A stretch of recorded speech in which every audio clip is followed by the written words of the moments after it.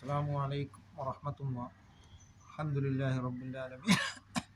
അസ്സലാത്തു വസ്സലാമു അലാ അഷ്റഫിൽ മുർസലീൻ വഅലാ ആലിഹി വസഹ്ബിഹി വസല്ലം.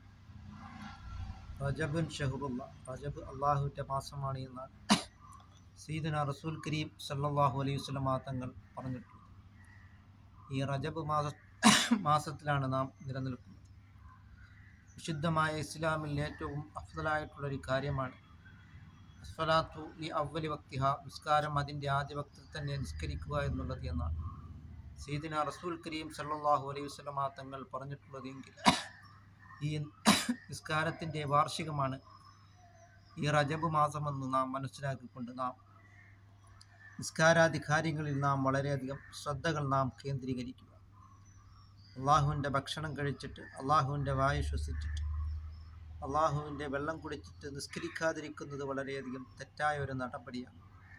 അതിനാൽ നിസ്കാരാദി കാര്യങ്ങൾ നാം ശ്രദ്ധിക്കുകയും 50 വക്ത് നിസ്കാരമായിട്ടായിരുന്നു നിർബന്ധമാക്കപ്പെട്ടത്.